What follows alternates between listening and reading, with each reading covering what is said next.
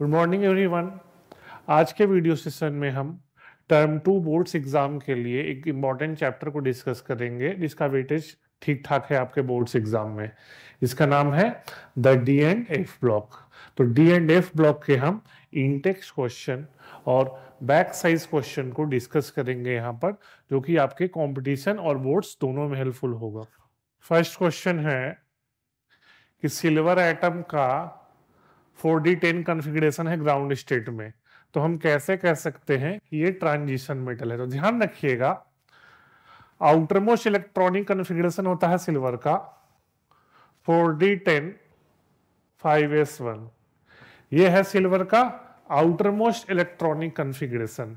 और एक चीज ध्यान रखिएगा, सिल्वर दो ऑक्सीडेशन स्टेट शो करता है, +1 और +2। तो +2 में सिल्वर दो कंपाउंड बनाता है, जैसे सिल्वर ऑक्साइड और AgF2। तो सिल्वर जब +2 ऑक्सीडेशन स्टेट शो करेगा तो एक इलेक्ट्रॉन लूज करेगा S से और एक लूज करेगा D से। तो क्या हो जाएगा outer most electronic configuration 4d9। तो 4d9 में उसका जो d ऑर्बिटल अनपेयर्ड है ना, d ऑर्बिटल इनकम्प्लीटली फिल्ड है। तो d ऑर्बिटल इनकम्प्लीटली फिल्ड है, इसलिए वो ट्रांजिशन एलिमेंट की तरह बिहेव करता है। तो ध्यान रखिएगा, ट्रांजिशन एलिमेंट उसको कहते हैं जो कि चाहे ग्राउंड स्टेट में या अपने ऑक्सीडेशन स्टेट में उनका कोई भी एक डी ऑर्बिटल इनकम्प्लीटली फिल्ड हो या अनपेयर्ड हो। तो सिल्वर का +2 ऑक्सीडेशन स्टेट में D9 कॉन्फ़िगरेशन होता है, मतलब एक डी ऑर्बिटल इनकम्प्लीटली फिल्ड है या, है ना, जिसके चलते ये बिहेव करता है ट्रांजिशन एलिमेंट की तरह। और ये भी ध्यान रखिएगा, सिल्वर +2 ऑक्सीडेशन स्टेट में स्ट्रॉन्ग ऑक्सीडाइजिंग एजेंट होता है। +2 ऑक्सीडेशन स्टेट में सिल्वर स्ट्रॉन्ग ऑक्सीडाइजिंग एजेंट होता है। नेक्स्ट है कि Cr2+ रिड्यूसिंग एजेंट है, लेकिन Mn3+ ऑक्सीडाइजिंग एजेंट है, जबकि दोनों के पास D4 कॉन्फ़िगरेशन है। तो ध्यान रखिएगा, जब Cr2+ रिड्यूसिंग एजेंट की तरफ बिहेव करता है तो एक इलेक्ट्रॉन लूज करता है, ये D3 कॉन्फ़िगरेशन है। क्या है? D3 configuration. और अगर आप कोऑर्डिनेशन कंपाउंड चैप्टर पढ़े हो, उसमें क्रिस्टल फील्ड थ्योरी में पढ़े थे कि जो d ऑर्बिटल स्प्लिटिंग करता है Eg और T2g में, तो D3 configuration corresponds to half field T2g orbital. ध्यान रखिएगा, क्रोमियम 3+ में D3 कॉन्फ़िगरेशन होता है and D3 configuration corresponds to half field T2g configuration, जिसके चलते ये काफी स्टेबल होता है। और Mn3+ ऑक्सीडाइजिंग एजेंट है, क्योंकि जब वो एक इलेक्ट्रॉन गेन करता है तो बनता है Mn2+, जिसका है D5 कॉन्फ़िगरेशन। क्या है? D5 configuration. और D5 कॉन्फ़िगरेशन का मतलब है half field D orbital. Half field D orbital तो स्टेबल होगा ही, क्या पढ़े हो, फुल्ली फील्ड और हाफ फील्ड, ये इलेक्ट्रॉनिक कॉन्फ़िगरेशन हाईली स्टेबल होते हैं। तो Mn2+ में D5 कॉन्फ़िगरेशन है, D5 का मतलब है हाफ फील्ड, तो हाफ फील्ड के चलते स्टेबिलिटी ज्यादा होगा, इसलिए Mn3+ ऑक्सीडाइजिंग होता है और Cr2+ रिड्यूसिंग एजेंट होता है। थर्ड क्वेश्चन है कि मेटल अपना maximum highest oxidation state oxide और फ्लोराइड में ही क्यों शो करता है, क्योंकि फ्लोरीन और ऑक्सीजन दो हाईएस्ट इलेक्ट्रोनेगेटिव एलिमेंट होते हैं। आपको पता होगा, फ्लोरीन का इलेक्ट्रोनेगेटिविटी 4.0 होता है और ऑक्सीजन का 3.5 होता है। तो फ्लोरीन और oxygen two most electronegative element है। तो इन एलिमेंट्स में, फ्लोरीन ऑक्सीजन में एबिलिटी होता है कोई भी मेटल को अपने हाईएस्ट ऑक्सीडेशन स्टेट में वो ऑक्सीडाइज कर देते हैं। फिर से सुन लो, fluorine oxygen are two strongest electronegative element, तो वो किसी भी मेटल को अपने मैक्सिमम ऑक्सीडेशन स्टेट में ऑक्सीडाइज कर देते हैं, क्योंकि उनका इलेक्ट्रोनेगेटिविटी काफी हाई है। अच्छा, इसमें एक क्वेश्चन और आता है कि जनरली ऑक्साइड में ही क्यों शो करता है मैक्सिमम ऑक्सीडेशन स्टेट, फ्लोराइड में क्यों नहीं शो करता, क्योंकि ऑक्सीजन मल्टीपल बॉन्ड बनाता है। क्या बनाता है? Multiple bond. ये भी ध्यान रखना कि जो मैक्सिमम ऑक्सीडेशन स्टेट है वो ऑक्साइड में होता है, फ्लोराइड में नहीं होता है, क्योंकि ऑक्सीजन क्या बनाता है? Multiple bond. Fluorine single bond बनाता है, तो फ्लोरीन मल्टीपल बॉन्ड नहीं बनाता, जिसके चलते मैक्सिमम ऑक्सीडेशन स्टेट ऑक्साइड में होता है, फ्लोराइड में नहीं होता।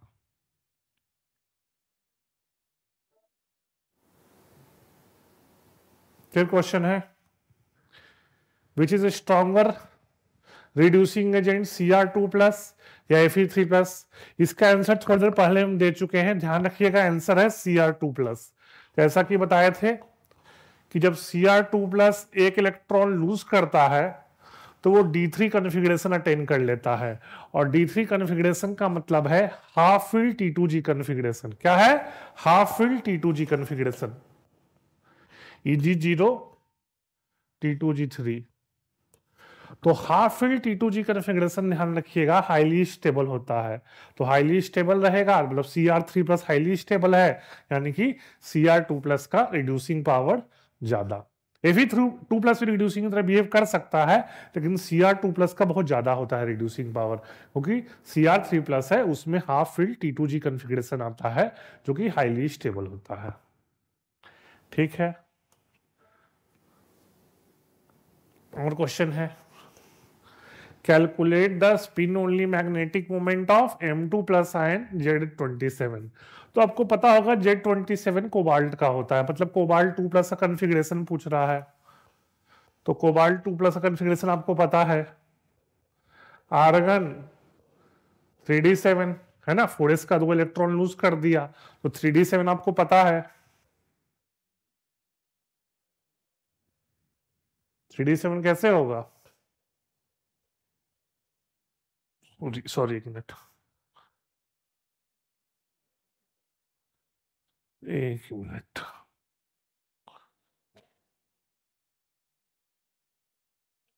थोड़ा सा है ना। हाँ देखिए क्या होगा, कोबाल्ट 2 प्लस है, आर्गन 3d7, और इसका बॉक्स डायग्राम बनाओगे आप तो D7 ऐसे हो जाएगा,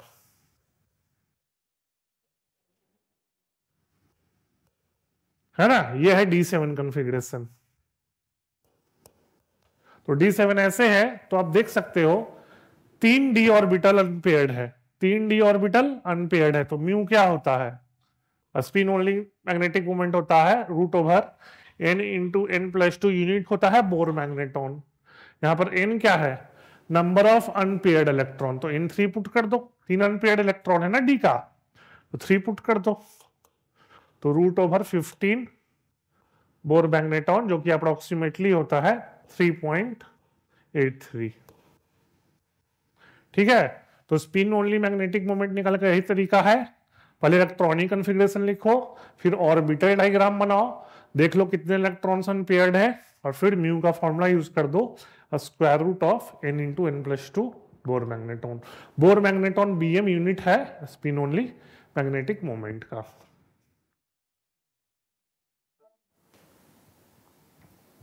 नेक्स्ट क्वेश्चन है कि copper plus ion aqueous solution में स्टेबल क्यों नहीं है। रीजन है कि जो copper plus ion aqueous medium में कॉपर 2 प्लस में कन्वर्ट हो जाता है, और इसमें जो एनर्जी लगेगा उसको आयनाइजेशन एनर्जी कहेंगे, कॉपर प्लस 1 से कॉपर 2 प्लस। और जो कॉपर 2 प्लस है उसका वाटर में हाइड्रेशन होता है और बन जाएगा कॉपर 2 प्लस एक्वस, और इसमें जो एनर्जी रिलीज होगा उसको कहते हैं हाइड्रेशन एनर्जी। क्या कहते हैं? Hydration energy. फिर से सुन लो, कॉपर प्लस कॉपर 2 प्लस में कन्वर्ट होगा तो एनर्जी लगेगा, उसको आयनाइजेशन एनर्जी कहेंगे, वो कॉपर का सेकेंड आयनाइजेशन एनर्जी होगा। फर्स्ट के लिए Cu से Cu प्लस, सेकेंड के लिए Cu प्लस से Cu2 प्लस, और कॉपर 2 प्लस वाटर में हाइड्रेटेड होगा, जिसके चलते एनर्जी रिलीज होगा, उसको हाइड्रेशन एनर्जी कहते हैं। तो ध्यान रखिएगा कॉपर 2 प्लस का हाइड्रेशन एनर्जी काफी ज्यादा होता है कॉपर प्लस के आयनाइजेशन एनर्जी से। फिर से सुन लो, कॉपर 2 प्लस का हाइड्रेशन एनर्जी बहुत ज्यादा होता है as compare to copper plus के आयनाइजेशन एनर्जी से, जिससे कि कॉपर प्लस कॉपर 2 प्लस में बहुत इजीली कन्वर्ट हो जाता है due to high hydration energy of copper 2 plus. ध्यान रखना, इससे रिलेटेड एक और क्वेश्चन होता है कि जो कॉपर प्लस है वो एक्वस मीडियम में डिसप्रोपोर्शनेट क्यों हो जाता है, ये भी क्वेश्चन पूछता है कई बार कि copper plus ion aqueous medium में डिसप्रोपोर्शनेट क्यों हो जाता है। रीजन वही है कि कॉपर 2+ का हाइड्रेशन एनर्जी काफी ज्यादा होता है। ठीक है, तो एक ही लॉजिक पे 2-3 क्वेश्चन बन सकते हैं, तो आपको हर तरह के क्वेश्चन के लिए प्रिपेयर्ड रहना पड़ेगा। ठीक है ना।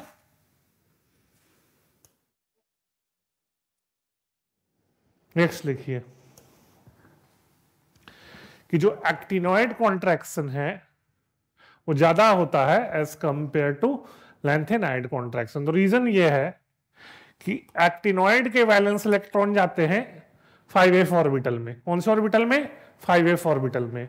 और लैंथेनॉइड के वैलेंस इलेक्ट्रॉन जाते हैं 4s ऑर्बिटल में। फिर से सुन लो, एक्टिनॉइड के वैलेंस इलेक्ट्रॉन जाते हैं 5s ऑर्बिटल में, लैंथेनॉइड के वैलेंस इलेक्ट्रॉन जाते हैं 4s ऑर्बिटल में। और आपको पता होना चाहिए 5s ऑर्बिटल का सीडिंग ज्यादा पुअर होता है एज कंपेयर टू 4s। मतलब क्या है? 4s ऑर्बिटल का सीडिंग 5s से ज्यादा है।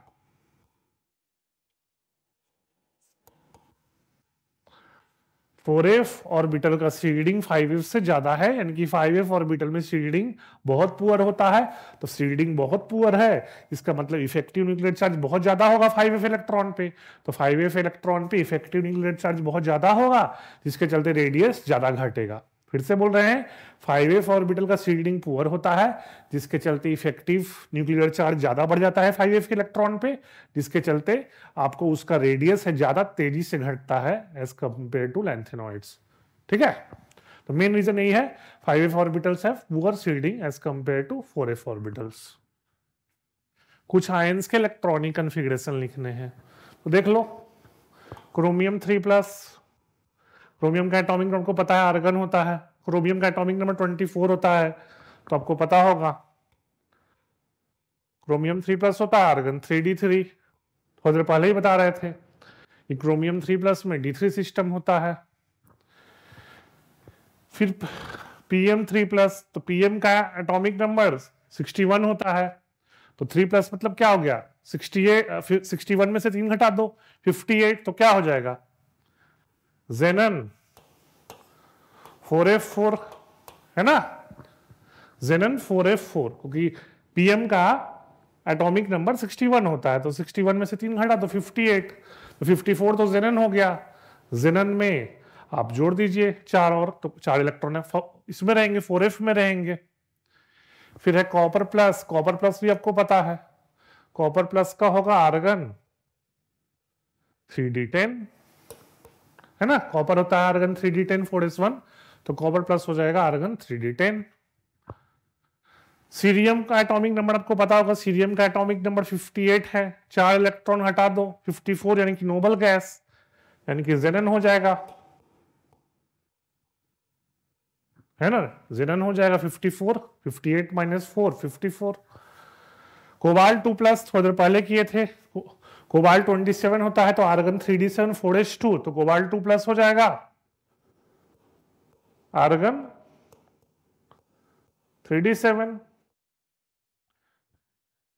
ल्यूटेटियम, तो ल्यूटेटियम कितना होता है आपको 71 होता है, तो 71 में से 2 हटा दो तो 69 हो जाएगा। तो 69 कैसे करोगे आप देखो, जेनन 54 है, 4f14 68 और 5d1 69 हो जाएगा ना। 71 होता है ल्यूटेटियम का, 2 घटा दो 69 हो जाएगा, तो 54 तो जेनन से आ जाएगा, बाकी 14 4f से आ जाएगा और एक 5d से आ जाएगा, तो जेनन 4f14 5d1। थोड़ा सा क्लीन कर रहे हैं। फिर Mn2+ तो आपको पता है d5 कॉन्फ़िगरेशन होता है, बहुत फेमस है, तो आर्गन 3d5। थोरियम आपको पता होगा, है ना, थोरियम का एटॉमिक नंबर क्या होता है, थोरियम का एटॉमिक नंबर 90 होता है, तो 90 में से 4 हटा दो 86, 86 नोबल गैस है। कौन सा नोबल गैस है, तो हीलियम, नियोन, आर्गन, है ना, क्रिप्टन, जेनन, रेडॉन, तो थोरियम 4+ रेडॉन है,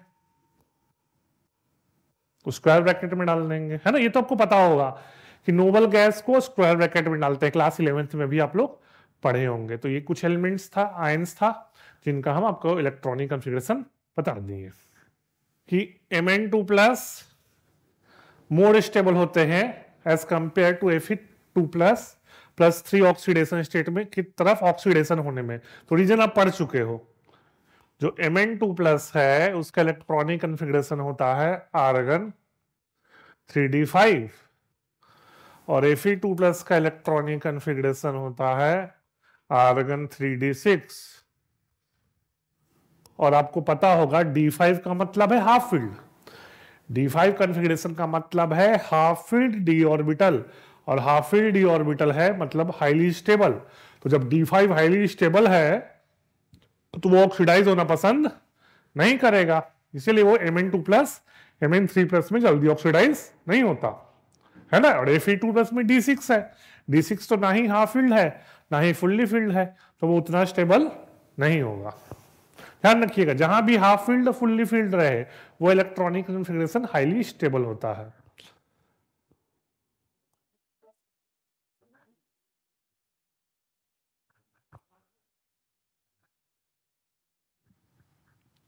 Explain briefly how +2 oxidation state becomes more and more stable in first half of the, ठीक है, फर्स्ट रो ट्रांजिशन सीरीज मतलब 3D सीरीज में +2 ऑक्सीडेशन स्टेट क्यों बढ़ते जाता है? तो रीजन देख लो। +2 ऑक्सीडेशन स्टेट का देखो, आपको ये पता होगा जो 3D सीरीज है, मान लो उसमें हम स्कैंडियम ही ले लिए तो होता है आर्गन 3d1 4s2। तो स्कैंडियम से लेकर मैंगनीज तक, स्कैंडियम टू मैंगनीज, मैंगनीज से क्या हो जाएगा आर्गन 3d5 4s2 है ना। तो scandium, titanium, vanadium, chromium, manganese. तो होता क्या है, +2 ऑक्सीडेशन स्टेट का मतलब है इलेक्ट्रॉन्स 4s से जा रहा है। किससे जा रहा है? 4s से।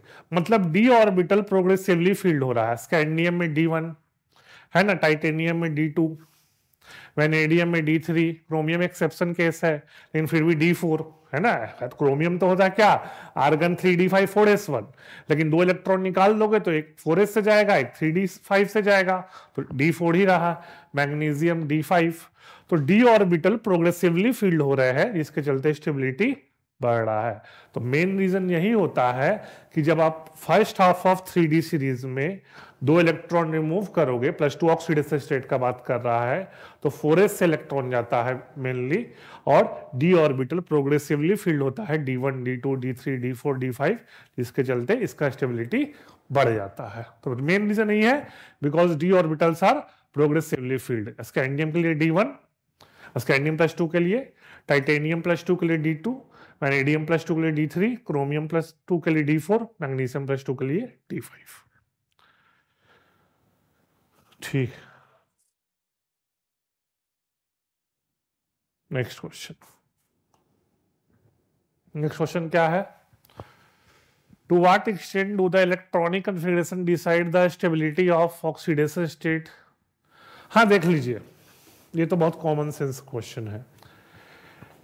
आप पढ़े हो जहां जहां d0, d5 और d10 कॉन्फ़िगरेशन होगा वो हाईली स्टेबल होंगे। फिर से सुन लो, d0, d5 और d10 ये हाईली स्टेबल होंगे। तो है ना, d0 का मतलब क्या है? आप सोच लो, d0 का मतलब है स्कैंडियम 3+, तो स्कैंडियम 3+ हाईली स्टेबल होता है। ठीक है। सिमिलरली बोलोगे d5 क्या है? d5 का मतलब है Mn2+, Fe3+। बोलोगे d10 का मतलब क्या है? तो d10 का मतलब है कॉपर +1 Zn2+। है। तो बस ध्यान रखिएगा इस चीज को कि जहां जहां d0, d5, d10 कॉन्फ़िगरेशन 10 हो रहा है, d0 इसलिए क्योंकि d0 से नोबल गैस हो जाता है आर्गन वाला, है ना। d5 half field, d10 fully field. तो जहां जहां d0, d5, d10 कॉन्फ़िगरेशन 10 होगा वो ऑक्सीडेशन स्टेट हाईली स्टेबल होगा। तो Mn2+, Fe3+ हाईली स्टेबल होते हैं, है ना। Zn2+ भी हाईली स्टेबल होता है। कॉपर +1 भी गैसियस मीडियम में हाईली स्टेबल होता है। एक्वस मीडियम में तो हाइड्रेशन एनर्जी का कॉन्सेप्ट लगता है, लेकिन आइसोलेटेड मीडियम में कॉपर प्लस हाईली स्टेबल होता है। तो वही चीज दिया है कि to what extent do the electronic configuration decide the stability of oxidation state. तो इलेक्ट्रॉन समझ गए ना, जहां जहां भी D0, D5 और D10 कॉन्फ़िगरेशन होगा वो हाईली स्टेबल होता है आपको ऑक्सीडेशन स्टेट।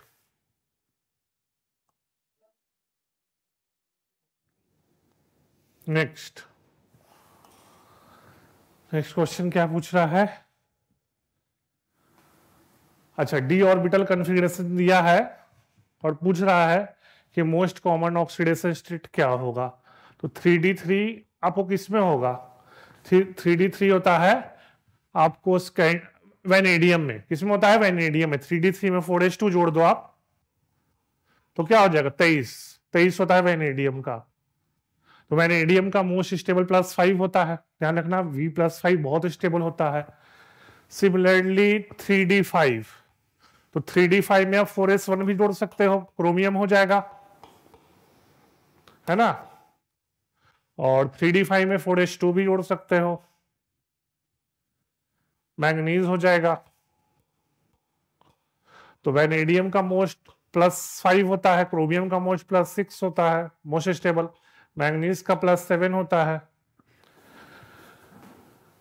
D4 के लिए आप किस में जा सकते हो? 3D4 आप वैनेडियम, 3D4 होता नहीं है जनरली, है ना। वैसे हो सकता है आप 3D4 हो सकता है वो किस में? क्रोमियम 2+ में, है ना। 3D5 4s1 तो क्रोमियम 2+ कह सकते हो कि +2 ऑक्सीडेशन स्टेट हाईली स्टेबल होगा। लेकिन जनरली ध्यान रखिएगा 3D4 होता नहीं है। 3D4 आपको क्रोमियम +2 के केस में हो सकता है, तो वैसे तो बोल लोगे +2 ही है इसका ज्यादा स्टेबल, लेकिन क्रोमियम का मोर स्टेबल +3 +6 होता है, +2 होता नहीं है। तो जो D4 दिया है वो बहुत कम अचीव होता है, बहुत रेयरली अचीव होगा, ठीक है ना। तो 3D4 के लिए उतना क्लियर आंसर नहीं आ पाएगा। अगर आप एलिमेंट ले लोगे तो क्रोमियम बोल सकते हो कि +6 ज्यादा स्टेबल है, +3 भी स्टेबल है, लेकिन D4 तो है उतना स्टेबल कॉन्फ़िगरेशन आता नहीं है। बाकी सबको तो इजी आंसर है। वैनेडियम के लिए +5 काफी स्टेबल होता है, नोबल गैस हो जाएगा। मैंगनीज के लिए भी +7 काफी स्टेबल है, वो भी नोबल गैस हो जाएगा। मैंगनीज के लिए वैसे +2 भी बहुत स्टेबल होता है, +7 तो है ही, +2 भी काफी स्टेबल होता है। D5 सिस्टम है ना, तो +2 भी काफी स्टेबल होता है।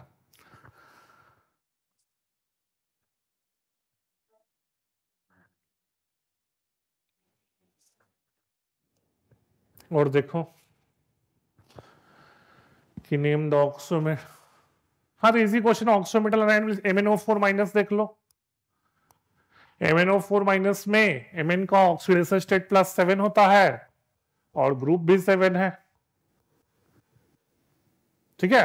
MnO4- में Mn का ऑक्सीडेशन स्टेट +7, ग्रुप भी 7। डाइक्रोमेट आयन देख लो या क्रोमेट आयन देख लो, ऑक्सीडेशन स्टेट +6, ग्रुप भी 6। तो मेनली यही दो होगा, MnO4-, क्रोमेट आयन या डाइक्रोमेट आयन, इनमें जो ऑक्सीडेशन स्टेट है वो ग्रुप नंबर के इक्वल है। परमैंगनेट, डाइक्रोमेट और क्रोमेट।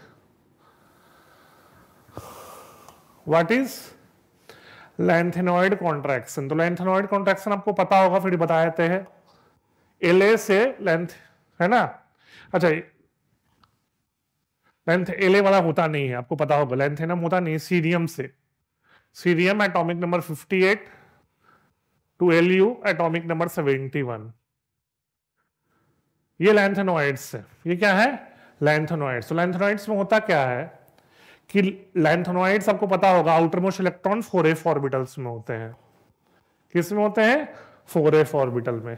तो होता क्या है लैंथेनॉइड्स में कि लेफ्ट टू राइट जो atomic radius, ionic radius progressively decrease करता है। फिर से सुन लो, left to right atomic radius या आयनिक रेडियस डिक्रीज करता है, क्योंकि 4f ऑर्बिटल का सीडिंग बहुत पुअर होता है। 4f ऑर्बिटल के बहुत पुअर सीडिंग के चलते लैंथेनॉइड्स में left to right atomic radius और आयनिक रेडियस दोनों घटता है। इसी को लैंथेनॉइड कॉन्ट्रैक्शन कहते हैं।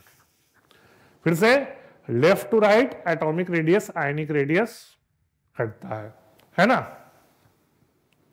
पूछ रहा है व्हाट आर द कॉन्सिक्वेंस, तो कॉन्सिक्वेंस यही है कि आप समझ सकते हो ना, lanthanoid atomic radius ionic radius घट रहा है, फिर लेंथेनॉइड कॉन्ट्रैक्शन के चलते 4D सीरीज और 5D सीरीज, क्या है 4D सीरीज और 5D सीरीज के जो स्टार्टिंग एलिमेंट्स है उनके साइज सेम होते हैं। फिर से सुन लो, है ना, जैसे जिरकोनियम हाफनियम, जिरकोनियम हाफनियम, इनके आयनिक रेडियस लगभग सेम होता है, एटॉमिक रेडियस लगभग सेम होते हैं, जिनके चलते इनका बहुत सारा प्रॉपर्टी रिजेंबल करता है, ठीक है ना। Due to lanthanoid contraction 4D series और 5D सीरीज के स्टार्टिंग एलिमेंट्स के एटॉमिक और आयनिक रेडियस सेम हो जाता है, इनके चलते इनका प्रॉपर्टीज बहुत सारा सिमिलर होता है। एग्जाम्पल है जिरकोनियम हाफनियम, ठीक है ना।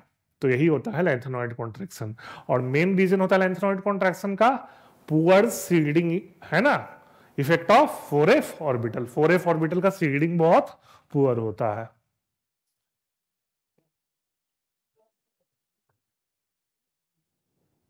नेक्स्ट क्वेश्चन है,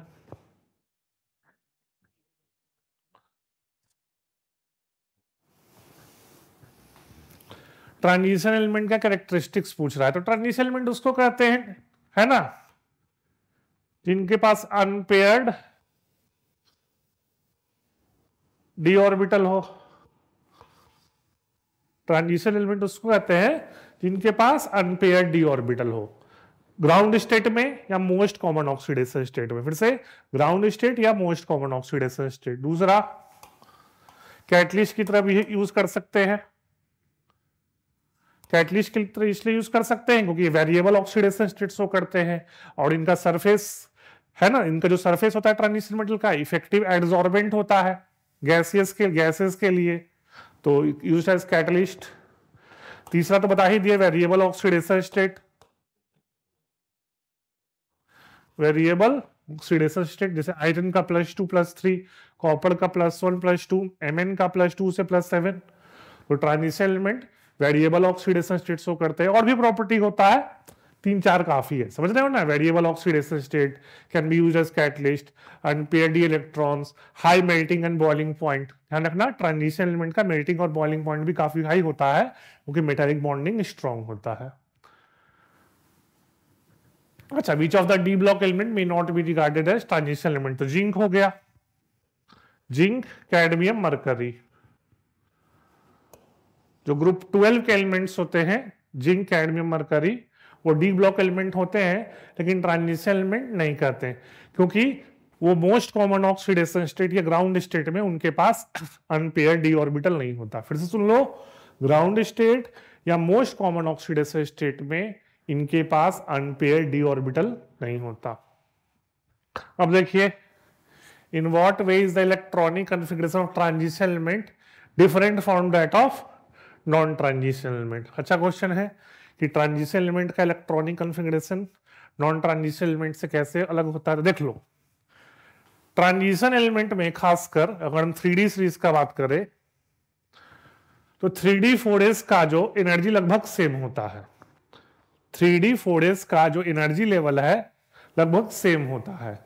तो जिनके चलते ट्रांजिशन एलिमेंट का जो आप कह सकते हो ऑक्सीडेशन स्टेट है वो एक से ज्यादा शो करते हैं। ट्रांजिशन एलिमेंट ऑक्सीडेशन स्टेट एक से ज्यादा शो करते हैं, और इससे इलेक्ट्रॉनिक कॉन्फ़िगरेशन में भी आता है।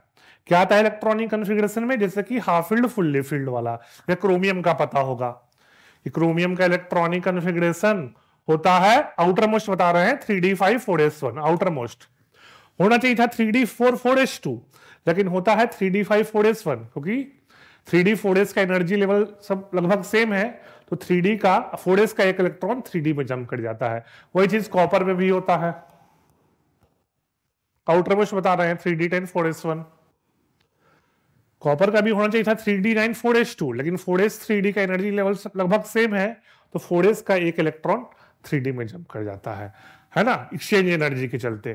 तो ये सारे फैक्टर्स आपको नॉन ट्रांजिशन में नहीं दिखते, है ना। नॉन ट्रांजिशन में आपको इलेक्ट्रॉन्स जंप नहीं करते। हाफ फील्ड फुल्ली फील्ड उनमें भी स्टेबल होता है, जैसे एस ब्लॉक हो गया, पी ब्लॉक हो गया, इनमें भी हाफ फील्ड फुल्ली फील्ड बहुत स्टेबल होते हैं, लेकिन इनमें आपको कह सकते हैं इलेक्ट्रॉन्स जंप नहीं करते जैसे ट्रांजिशन में जंप करते हैं कि 4s का एक इलेक्ट्रॉन 3d में जंप कर गया।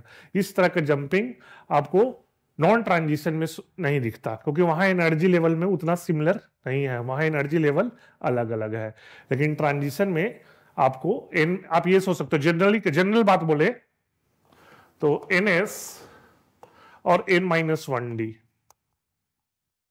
ns और n-1d, ट्रांजिशन एलिमेंट में ns और n-1d का एनर्जी लेवल अप्रोक्सीमेटली सेम होता है, जिसके चलते कई बार ns के इलेक्ट्रॉन n-1d में जंप करते हैं to attain half filled and fully filled d orbital, क्योंकि इसका स्टेबिलिटी काफी ज्यादा होता है, एक्सचेंज एनर्जी ज्यादा होता है, और ये चीज आपको s और p ब्लॉक में देखने को नहीं मिलता।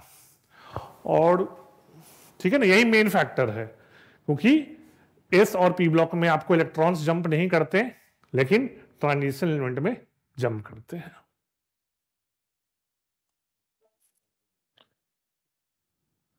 चलिए अगला देखिए, क्या क्वेश्चन है, what are the different oxidation states shown by lanthanoids. तो देखो लैंथेनॉइड्स का आपको मोस्ट कॉमन ऑक्सीडेशन स्टेट तो +3 है, लेकिन कुछ कुछ जगह +2 और +4 भी शो करता है। ध्यान रखिएगा, लैंथेनॉइड्स का मोस्ट कॉमन ऑक्सीडेशन स्टेट तो +3 है, लेकिन कुछ कुछ जगह +2 +4 भी शो करते हैं। वो रीजन इसमें भी वही है, ध्यान रखिएगा, जहां जहां F0, F7 और F14 जैसे था ना कि half field d orbital fully filled d orbital, वही कहानी आपको लैंथेनॉइड्स में भी होता है कि half field f orbital fully field f orbital. F0 तो नोबल गैस के लिए हो गया, तो जहां जहां F0, F7, F14 electronic configuration होगा, वो आयंस का इलेक्ट्रॉनिक कॉन्फ़िगरेशन हाईली स्टेबल होगा। तो इस चीज को आप ध्यान रखिएगा कि लैंथेनॉइड्स इसीलिए कुछ कुछ +2 +4 के अलावा भी थोड़ा अलग शो कर सकते हैं, लेकिन मोस्ट कॉमन ऑक्सीडेशन स्टेट बात करें तो वो +3 होता है, कुछ कुछ +2 +4 भी शो करते हैं, इनके अलावा भी कुछ शो कर सकते हैं, तो उनका मेजर रीजन नहीं होता है F0, F7, F14। लेकिन आपसे 1 मार्क्स के क्वेश्चन में आएगा कि क्या होता है मोस्ट कॉमन ऑक्सीडेशन स्टेट, तो +3 लिखिएगा, साथ साथ लिख दीजिएगा कि कुछ कुछ +2 और +4 भी शो करते हैं।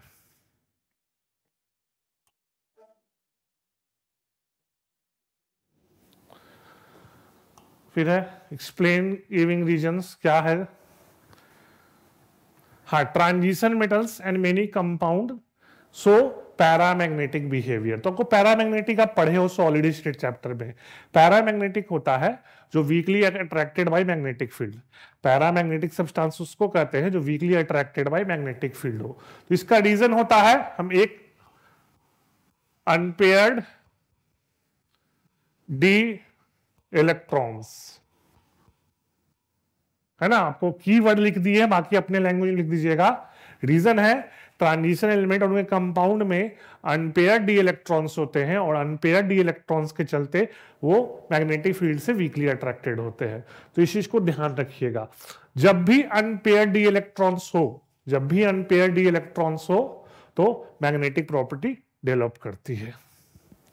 दूसरा, the enthalpy of atomisation of transition metals are high. इसका रीजन है strong metallic bonding, strong metallic bonding, ठीक है। एंथैल्पी ऑफ एटोमाइजेशन हाई होता है क्योंकि मेटेलिक बॉन्डिंग स्ट्रॉन्ग है, और इफेक्टिव न्यूक्लियर चार्ज भी हाई होता है। ध्यान रखिएगा, ट्रांजिशन एलिमेंट का आपको इंथैल्पी ऑफ एटोमाइजेशन हाई होता है क्योंकि क्या होता है reason, strong metallic bonding, metal metal interaction काफी स्ट्रॉन्ग होता है, और साथ में आप कह सकते हो effective nuclear charge valence electron पे हाई होता है। तीसरा, हाँ, तीसरा है कि transition elements coloured compound generally क्यों बनाते हैं। तो कलर्ड कंपाउंड का भी रीजन वही है, अनपेयर्ड डी इलेक्ट्रॉन्स। रिपीट हो रहा है reason, unpaired d electrons. Unpaired d electron से क्या होता है, अनपेयर्ड डी इलेक्ट्रॉन से आप पढ़े हुए कोऑर्डिनेशन में डी ट्रांजिशन होता है, ठीक है, आपको ये कोऑर्डिनेशन कॉन्सेप्ट है, ये कोऑर्डिनेशन आपको बता देंगे, लेकिन ध्यान रखिएगा अनपेयर्ड डी इलेक्ट्रॉन्स होता है ट्रांजिशन मेटल्स में या उसके कंपाउंड में, उसके चलते डीडी ट्रांजिशन होगा। तो जहां भी डीडी ट्रांजिशन होगा कंपाउंड्स या मेटल आयन कलर्ड होता है। Fourth, transition metals and their compounds are act as good catalyst. तो इसका रीजन हम बता चुके हैं आपको, है ना, थोड़ी देर पहले बताए थे। Transition metal act as good catalyst, इसका दो रीजन है। First, variable oxidation state. First है variable oxidation state. Transition metal को हम कैटलिस्ट की तरह यूज कर सकते हैं क्योंकि वो शो करते हैं वेरिएबल ऑक्सीडेशन स्टेट। और दूसरा, जो सरफेस एरिया है, सरफेस एरिया उसका थोड़ा लार्ज होता है, which acts as good adsorbent. Which acts as good adsorbent. Adsorbent आप पढ़ोगे सरफेस केमिस्ट्री में, है ना, सरफेस केमिस्ट्री है भी आपको टर्म 2 के सिलेबस में, तो आपको पता होना चाहिए कि जो ट्रांजिशन मेटल्स का सरफेस है गैसेस के लिए गुड एडजॉर्बेंट की तरह बिहेव करता है, जिसके चलते उसका कैटालिटिक यूज काफी ज्यादा है। तो मेन रीजन यही दो है, पहला वेरिएबल ऑक्सीडेशन स्टेट, दूसरा their surface acts as good adsorbent. और वो रीजन है थोड़ा सरफेस एरिया लार्ज होता है। नेक्स्ट देखते हैं,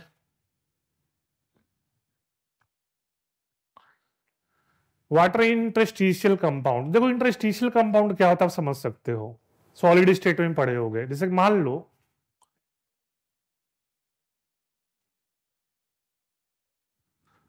अब ये देखो, मान लो हम चार ट्रांजिशन में, है ना, एक ट्रांजिशन एलिमेंट का चार मेटल एटम्स ले लिए, तो इनके बीच में एम्प्टी स्पेस है ना, तो उस एम्प्टी स्पेस में आप छोटे एटम्स रख दो। कौन छोटे एटम्स?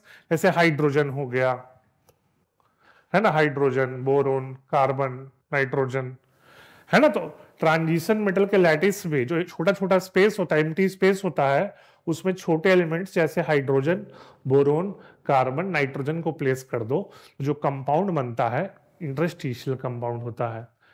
और उसका बिहेवियर क्या है? बिहेवियर जो है काफी हार्ड होता है, केमिकली इनर्ट होता है ना। इसका प्रॉपर्टी यही है, हार्ड होता है, केमिकली इनर्ट होता है, ठीक है। और इंटरस्टिशियल प्रॉपर्टी के चलते ही एलॉय सब भी बनता है।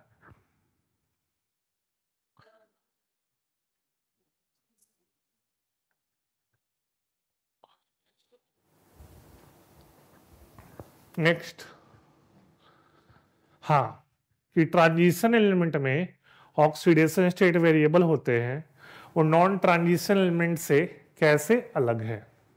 तो ध्यान रखिएगा, आपको बताया है थोड़ी देर पहले, क्वेश्चन रिपीट हो रहा है। ट्रांजिशन एलिमेंट में अगर हम बात करें 3D सीरीज का, हम 3D सीरीज का बात कर रहे हैं, तो 4s और 3D का एनर्जी लेवल लगभग सेम है। 4s और 3D का एनर्जी लेवल लगभग सेम है, इसके चलते ये शो करता है variable oxidation state. Transition element क्यों शो करता है वेरिएबल ऑक्सीडेशन स्टेट? क्योंकि 4s और 3D का एनर्जी लेवल लगभग सेम है, मतलब दोनों से इलेक्ट्रॉन आप आराम से निकाल सकते हो। फॉर एग्जांपल ले लो, मैंगनीज देख लो, मैंगनीज का आउटर मोस्ट होता है 3d5 4s2, तो आप +2 से लेकर 2 इलेक्ट्रॉन से लेकर 7 इलेक्ट्रॉन निकाल सकते हो। मैंगनीज में आप 2 इलेक्ट्रॉन से लेकर 7 इलेक्ट्रॉन निकाल सकते हो, इसलिए वो +2 से +7 शो करता है। तो ट्रांजिशन एलिमेंट का वेरिएबल ऑक्सीडेशन स्टेट होने का रीजन है कि N-1d और Ns इनका एनर्जी लेवल लगभग सेम है, तो आप Ns और N-1d दोनों से इलेक्ट्रॉन रिमूव कर सकते हो। नॉन ट्रांजिशन में जो S ब्लॉक वाले हैं वो तो शो करते नहीं variable oxidation state, S block वाले वेरिएबल ऑक्सीडेशन स्टेट नहीं शो करते, P ब्लॉक वाले करते हैं, और उसका रीजन आप पढ़े थे, इनर्ट पेयर इफेक्ट है। क्या है? Inert pair effect. Inert pair effect आप पढ़े होगे, टर्म 1 में भी पढ़ना था, कि ऊपर से नीचे लोअर ऑक्सीडेशन स्टेट का स्टेबिलिटी बढ़ता है ना। इसका रीजन भी होता है 4f ऑर्बिटल का सीडिंग बहुत पुअर होता है। तो आप पढ़े होगे कि लेड का +2 लेड के +4 से ज्यादा स्टेबल होता है, बिस्मथ का +3 बिस्मथ के +5 से ज्यादा स्टेबल होता है ना। थैलियम का +1 थैलियम के +3 से ज्यादा स्टेबल होता है। तो पी ब्लॉक में वेरिएबल ऑक्सीडेशन स्टेट शो करने का रीजन इनर्ट पेयर इफेक्ट होता है ना। इनर्ट पेयर इफेक्ट आप डिटेल में पढ़े थे पी ब्लॉक में, उसमें डिटेल में हम नहीं जाएंगे अभी क्योंकि हमको डी ब्लॉक से डील करना है। लेकिन ध्यान रखिएगा S block variable oxidation state show नहीं करता, पी ब्लॉक में करता है हायर एलिमेंट्स और उसका रीजन होता है इनर्ट पेयर इफेक्ट। और डी ब्लॉक में वेरिएबल ऑक्सीडेशन स्टेट का रीजन होता है कि n-1d और ns का एनर्जी लेवल लगभग सेम होता है, जिसके चलते हम ns और n-1d दोनों से इलेक्ट्रॉन रिमूव कर सकते हैं।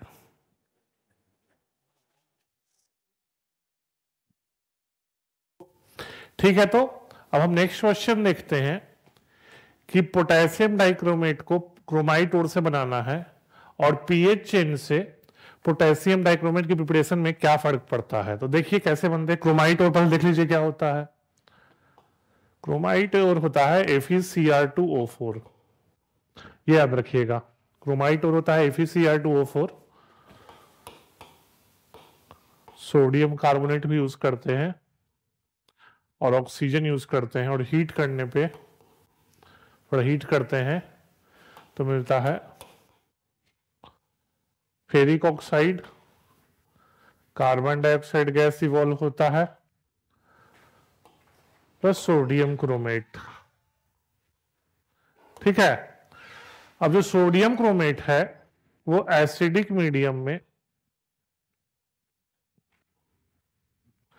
को एसिडिक कर देते हैं डाइल्यूट H2SO4 सब यूज करके, तो बन जाता है सोडियम डाइक्रोमेट। ठीक है, और सोडियम डाइक्रोमेट वाटर में बहुत ज्यादा सॉल्युबल है, इसलिए पोटेशियम क्लोराइड डालते हैं।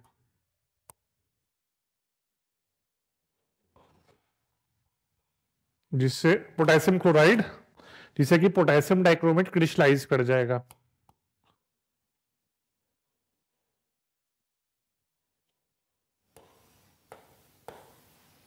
तो ये प्रिपरेशन हो गया पोटेशियम डाइक्रोमेट का। पहले क्रोमाइट ओर का ऑक्सीडेशन कर देंगे सोडियम कार्बोनेट के प्रेजेंस में, फिर सोडियम क्रोमेट जिसका कलर येलो होता है एसिडिफाई कर देंगे, सोडियम डाइक्रोमेट बनेगा जो कि वाटर में बहुत ज्यादा सॉल्युबल होता है, और फिर सोडियम डाइक्रोमेट को पोटेशियम क्लोराइड से ट्रीट करेंगे तो पोटेशियम डाइक्रोमेट क्रिस्टलाइज होगा। दूसरा पार्ट देखते हैं पीएच का क्या फर्क पड़ता है। तो ध्यान रखना पीएच से ये इंपॉर्टेंट रिएक्शन है जो आपको पता होना चाहिए। ये आपस में इंटर कन्वर्टेबल है। अगर मीडियम एसिडिक रहा, याद रखना मीडियम एसिडिक रहा तो क्रोमेट कन्वर्ट हो जाता है डाइक्रोमेट में, और मीडियम बेसिक रहा तो डाइक्रोमेट कन्वर्ट हो जाता है क्रोमेट में। ये इंपॉर्टेंट है, पता होना चाहिए। ये क्रोमेट और डाइक्रोमेट आपस में इंटर कन्वर्टेबल होते हैं, डिपेंड्स ऑन मीडियम एसिडिक है कि बेसिक। एसिडिक में डाइक्रोमेट बनता है, बेसिक में क्रोमेट बनता है, तो पीएच पे डिपेंड करता है। ठीक है ना, तो ज्यादा पीएच बढ़ाओगे तो डाइक्रोमेट क्रोमेट में कन्वर्ट हो जाएगा, और पीएच कम करोगे तो क्रोमेट डाइक्रोमेट में चल जाएगा। ठीक है, ये क्वेश्चन हो गया। नेक्स्ट क्वेश्चन आपको पता होगा 11th में पढ़े थे कि पोटेशियम डाइक्रोमेट एक स्ट्रॉन्ग ऑक्सीडाइजिंग एजेंट है, तो उसके ऑक्सीडाइजिंग एक्शन पे 3 रिएक्शन लिखना है। तो आप हाफ रिएक्शन हम लिख देते हैं। पता होना चाहिए आपको कि जब भी पोटेशियम डाइक्रोमेट, जिसमें mainly oxidising action dichromate ion का होता है, वो एसिडिक मीडियम में कन्वर्ट होता है Cr3 प्लस 7H2, है ना। ये पहला हाफ सेल हो गया। हाफ सेल मतलब ये, इसमें क्या हो रहा है, इसका रिडक्शन है, तो ये रिडक्शन हाफ सेल हो गया। अब बाकी तीनों का लिख दो 1 2 3। आयोडाइड क्या होगा, आयोडाइड ऑक्सीडाइज हो जाएगा आयोडीन में। बैलेंस करने के लिए उधर 6 इलेक्ट्रॉन है, इसमें 2 है, तो 3 से मल्टीप्लाई करके ऐड कर दो। आयरन 2+ के लिए देख लो,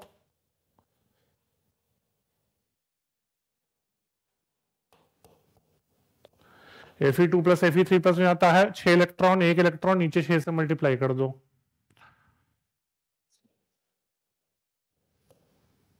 H2S है, ऑक्सीडाइज हो जाएगा सल्फर में।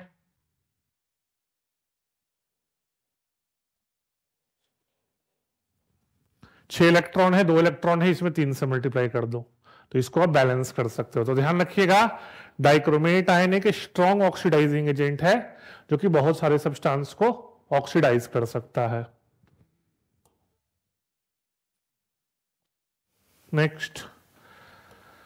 नेक्स्ट है पोटेशियम परमैंगनेट का प्रिपरेशन है, तो ये भी इंपॉर्टेंट है, ध्यान रखना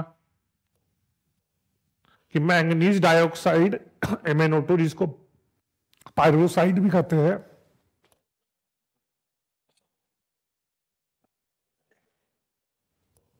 उसका बेसिक मीडियम में ऑक्सीडेशन होगा।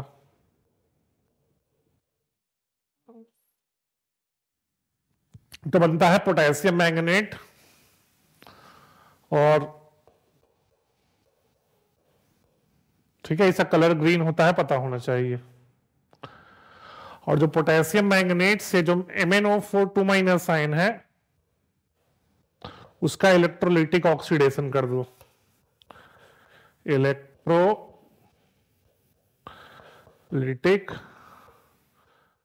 ऑक्सीडेशन, उससे बन गया MnO4- प्लस इलेक्ट्रॉन, तो MnO4- बन गया जो कि पोटेशियम परमैंगनेट है। ठीक है, तो फर्स्ट स्टेप में बेसिक मीडियम में ऑक्सीडेशन कर दो, सेकंड स्टेप में इलेक्ट्रोलिटिक ऑक्सीडेशन कर दो, जिससे पर मैंगनेट आयन, ये मैंगनेट कहते हैं पोटेशियम मैंगनेट, वो परमैंगनेट में कन्वर्ट हो जाएगा। तो फर्स्ट पार्ट हो गया। सेकंड पार्ट है इसका भी ऑक्सीडाइजिंग एक्शन, तो ध्यान रखिएगा यहां भी वही मेथड है, एसिडिक मीडियम में MnO4- कन्वर्ट होता है Mn2+ में। ये सब क्लास 11th में ही पढ़े हो गए आप लोग। यहां भी हाफ सेल से ही करेंगे, ये रिडक्शन हाफ सेल है, MnO4- की रिडक्शन हो रहा है तो ये रिडक्शन हाफ सेल है। बाकी देख लो वही तरीका है, Fe2+ जाएगा Fe3+ में, 5 इलेक्ट्रॉन, ये इलेक्ट्रॉन 5 से मल्टीप्लाई करके बैलेंस कर दो। सल्फर डाइऑक्साइड चल जाता है सल्फेट में, यहां थोड़ा बैलेंस करना पड़ेगा।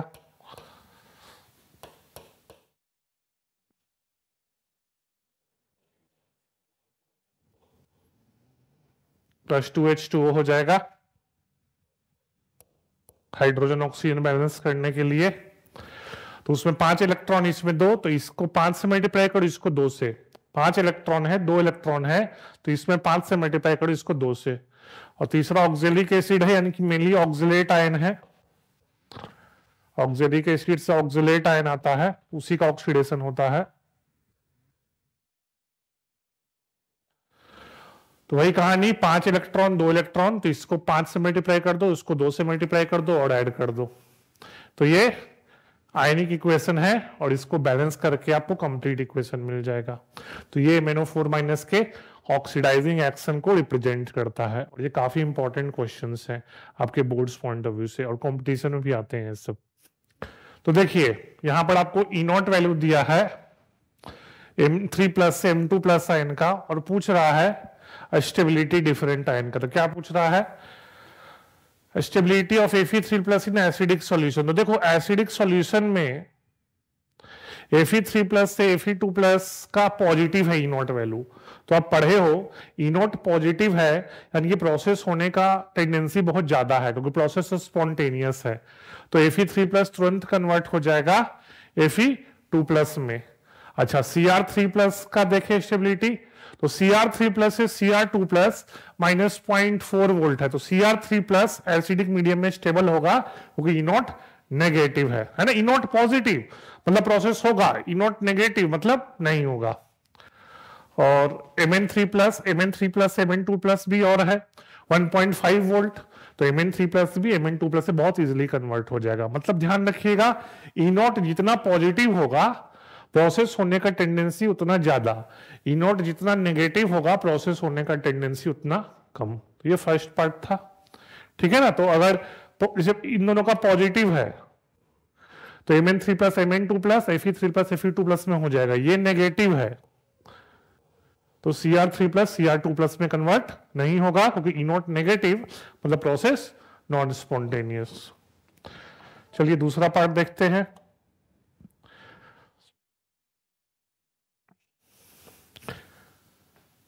फिर क्या है, the ease with which iron can be oxidise as compare to similar process for, अच्छा बेसिकली आयरन इसलिए ऑक्सीडाइज इजिली हो रहा है क्योंकि देख लो Fe2 प्लस से Fe नेगेटिव है, तो यहां आयरन को ऑक्सीडाइज करना है, मतलब Fe जाएगा Fe2 प्लस में, तो Fe जाएगा Fe2 प्लस में, तो उल्टा सोच लो तो पॉजिटिव है। Fe जाएगा Fe2 प्लस में, तो ऐसे तो नेगेटिव है Fe2 प्लस Fe का, लेकिन Fe अगर Fe2 प्लस में ले जाएंगे तो पॉजिटिव हो जाएगा, तो प्रोसेस फिर से स्पॉन्टेनियस है। ठीक है, और ये बात इनके लिए नहीं है। ठीक है, तो सेकंड पार्ट में है कि ease with which iron can be oxidise as compare to similar process for either chromium और मैंगनीज मेटल। तो देख लो यहां मेटल को ऑक्सीडाइज करना है मेटल 2 प्लस में, मेटल को ऑक्सीडाइज करना है मेटल 2 प्लस में, तो देख लो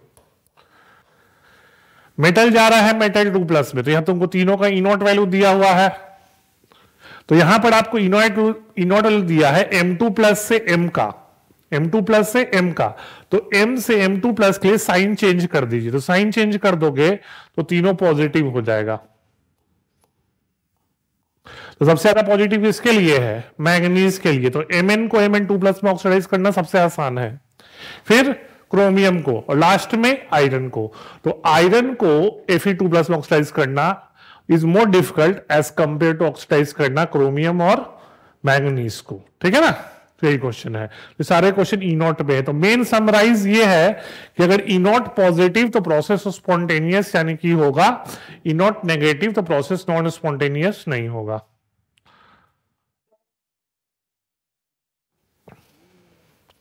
नेक्स्ट है, आपको डिफरेंट आयंस दिया है, उसे पूछ रहा है कि इसमें कौन सा कलर्ड आयन होगा, तो कलर्ड आयन के लिए याद रखिएगा अनपेयर्ड डी इलेक्ट्रॉन होना चाहिए। क्या होना चाहिए, अनपेयर्ड डी इलेक्ट्रॉन। तो आपको सबका इलेक्ट्रॉनिक कॉन्फ़िगरेशन पता है, तो आप चेक देख लोगे कि स्कैंडियम 3 प्लस ये है D0 कॉन्फ़िगरेशन, और कॉपर प्लस है ये है D10 कॉन्फ़िगरेशन। तो चाहे D0 हो चाहे D10 हो, दोनों में अनपेयर्ड डी इलेक्ट्रॉन नहीं है, तो दोनों कलरलेस होंगे। क्या होंगे, कलरलेस, बाकी सारे कलर्ड होंगे। आप चेक कर लेना इलेक्ट्रॉनिक कॉन्फ़िगरेशन से कि इन सब के पास एक अनपेयर्ड डी इलेक्ट्रॉन होता है।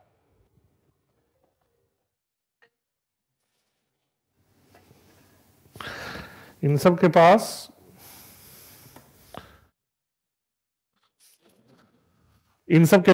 एक अनपेयर्ड, एक से ज्यादा अनपेयर्ड इलेक्ट्रॉन होता है।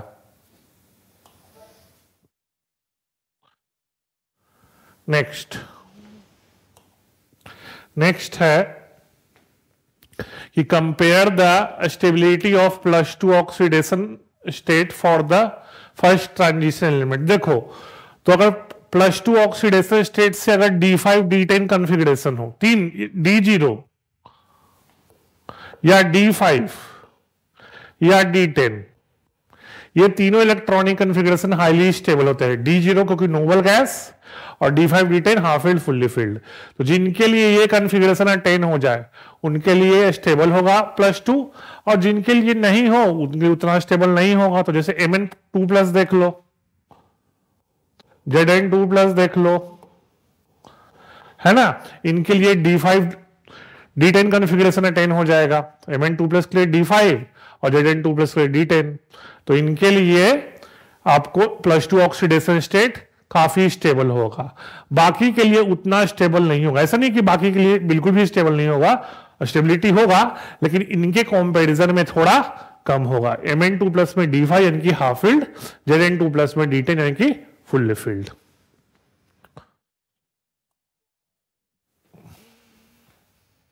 नेक्स्ट है, आपको क्या क्वेश्चन है? अच्छा, एक्टिनॉइड को लैंथेनॉइड से कंपेयर करना है with respect to electronic configuration. तो ध्यान रखिएगा इलेक्ट्रॉनिक कॉन्फ़िगरेशन में कि एक्टिनॉइड्स में लास्ट इलेक्ट्रॉन जाते हैं 5f ऑर्बिटल में और लैंथेनॉइड्स में 4f ऑर्बिटल में। मेथड सेम है, आपको जनरल इलेक्ट्रॉनिक कॉन्फ़िगरेशन पता होना चाहिए। n-2 f 1 से 14, n-1 d0 से 1, NH2, ये है जनरल इलेक्ट्रॉनिक कॉन्फ़िगरेशन। बस डिफरेंस क्या है, लैंथेनॉइड्स के लिए n6 होता है, एक्टिनॉइड्स के लिए n7 होता है। ठीक है, तो n6 लोगे तो 4f लैंथेनॉइड में, n7 लोगे तो 5f एक्टिनॉइड्स में। फिर क्या है, ऑक्सीडेशन स्टेट। तो लैंथेनॉइड्स में याद रखना +2 +3 +4 ऑक्सीडेशन स्टेट ज्यादा स्टेबल होता है। लैंथेनॉइड में +2 +3 +4 ऑक्सीडेशन ज्यादा है, जिसमें +3 मोस्ट कॉमन है। +3 ऑक्सीडेशन स्टेट लैंथेनॉइड्स में मोस्ट कॉमन है, और एक्टिनॉइड में आप +2 से +7 तक जा सकते हो। एक्टिनॉइड में आप +2 से +7 ऑक्सीडेशन स्टेट तक जा सकते हो। ठीक है ना। रीजन क्या है, एक्टिनॉइड्स में इतना ज्यादा ऑक्सीडेशन स्टेट इसलिए शो होता है क्योंकि एक्टिनॉइड्स में 5f 6d और 7s इन तीनों का एनर्जी लगभग सेम है। फिर से सुन लो, एक्टिनॉइड्स में 5f 6d 7s तीनों ऑर्बिटल्स की एनर्जी लगभग सेम है, इसलिए ज्यादा ऑक्सीडेशन स्टेट शो करते हैं। लैंथेनॉइड में थोड़ा एनर्जी गैप है, किसमें 4f 5d 6s। लैंथेनॉइड के केस में 4f 5d 6s में थोड़ा सा एनर्जी गैप है, लेकिन एक्टिनॉइड के केस में 5f 6d 7s में एनर्जी गैप कम है, इसलिए ज्यादा ऑक्सीडेशन स्टेट शो करता है। फिर देखिए एटॉमिक एंड आयनिक साइज, तो तुमको पता ही होगा है ना, एक्टिनॉइड बड़ा होता है लैंथेनॉइड से, और लेफ्ट टू राइट जाइएगा तो दोनों में एटॉमिक रेडियस घटेगा। लैंथेनॉइड में due to lanthanoid contraction, actinoid में due to actinoid contraction.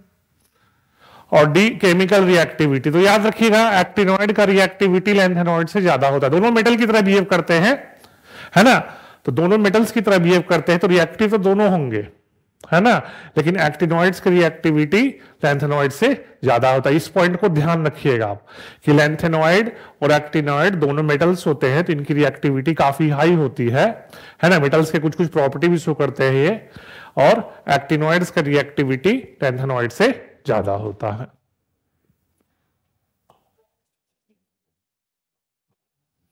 Next देखते हैं, अब कुछ कुछ क्वेश्चन रिपीट भी करेगा।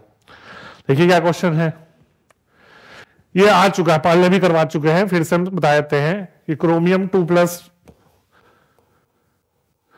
रिड्यूसिंग होता है, क्योंकि जब क्रोमियम 3+ में आता है तो मिलता है हाफ फील्ड T2G कॉन्फ़िगरेशन। ठीक है, half field T2G configuration, Eg0 T2G3, और Mn3+ इसलिए ऑक्सीडाइजिंग होता है क्योंकि Mn3+ जब इलेक्ट्रॉन गेन करता है तो Mn2+ मिलता है, क्योंकि है D5 half field D orbital. ये पहले भी करवा चुके हैं। नेक्स्ट, कोबाल्ट 2+ एक्वा सॉल्यूशन में स्टेबल होता है, लेकिन कॉम्प्लेक्सिंग एजेंट में ऑक्सीडाइज, क्योंकि याद रखिएगा कोबाल्ट 3+ ज्यादा का, समझिए कोबाल्ट 3+ में इफेक्टिव न्यूक्लियर चार्ज ज्यादा होता है। कोबाल्ट 3+ में इफेक्टिव न्यूक्लियर चार्ज ज्यादा होता है, इसलिए ज्यादा स्ट्रॉन्ग टेंडेंसी होता है कॉम्प्लेक्स बनाने का। कोबाल्ट 3+ का कॉम्प्लेक्स बनाने का टेंडेंसी कोबाल्ट 2+ से ज्यादा होता है, ये याद रखिएगा, इसीलिए इजीली ऑक्सीडाइज हो जाता है।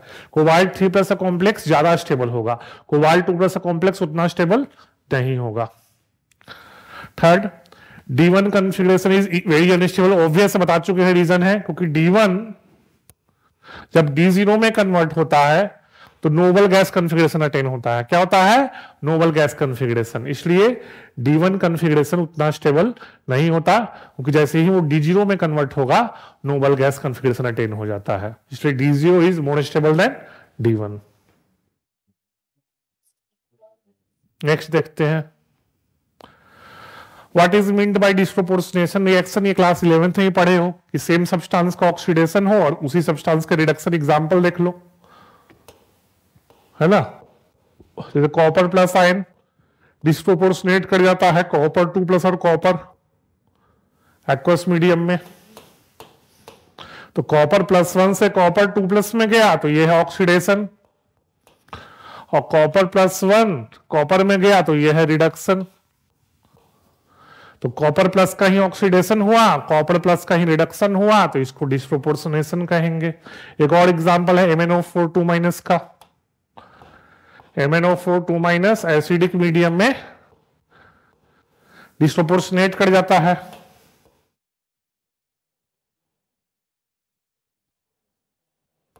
ठीक है, MnO4 2- एसिडिक मीडियम में डिस्प्रोपोर्शनेट कर जाता है MnO4- और MnO2 में। तो ये भी एग्जांपल है डिस्प्रोपोर्शनेशन का। तो डिस्प्रोपोर्शनेशन होता है वो रिएक्शन जिसमें सेम सब्सटेंस का ऑक्सीडेशन हो और उसी का रिडक्शन हो। नेक्स्ट है कि which metals in the first exhibit, हाँ कॉपर +1, कॉपर +1 ज्यादा, कॉपर +1 ज्यादा शो करता है क्योंकि कॉपर +1 में होता है D10 कॉन्फ़िगरेशन। क्या होता है? D10 configuration. तो D10 कॉन्फ़िगरेशन के चलते स्टेबिलिटी मिलता है इसको, इसलिए कॉपर ही है जो +1 ज्यादा शो करता है।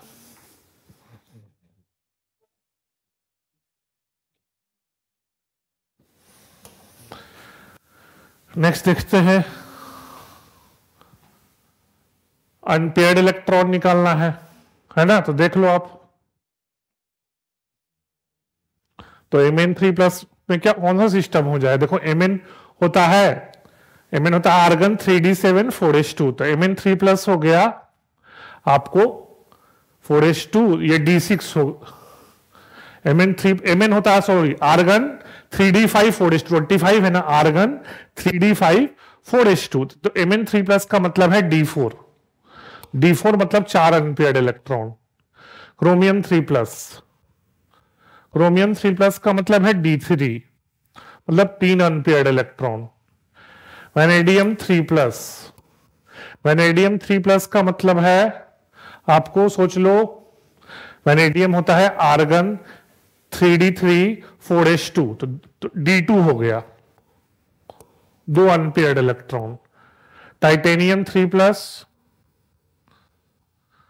टाइटेनियम होता है आर्गन 3d2 4s2, तो 3+ का मतलब है d1 हो गया, 1 अनपेयर्ड इलेक्ट्रॉन। अच्छा, मोस्ट स्टेबल होता है बता चुके हैं, Cr3+, half field T2g orbital होता है, हाफ फील्ड T2g ऑर्बिटल होता है, इसलिए याद रखिएगा। Cr3+ एक्वस कंडीशन में सॉल्युबल होता है, स्टेबल होता है, सॉरी, क्योंकि उसके पास होता है half field T2g configuration. Next question क्या है? The lowest oxidation state is basic and highest is amphoteric. ध्यान रखिएगा, लोएस्ट ऑक्सीडेशन स्टेट में ट्रांजिशन मेटल आपको आयनिक होगा। याद रखिएगा, लोएस्ट ऑक्सीडेशन स्टेट में ट्रांजिशन मेटल के कंपाउंड्स आयनिक होंगे। तो आयनिक ऑक्साइड्स बेसिक होते हैं। आयनिक ऑक्साइड्स क्या होते हैं? बेसिक। ये इंपॉर्टेंट है कि लोएस्ट ऑक्सीडेशन स्टेट में आपको ट्रांजिशन मेटल के कंपाउंड्स आयनिक होते हैं, इसलिए वो बेसिक होंगे। और हायर ऑक्सीडेशन में आपको वो कोवेलेंट होंगे।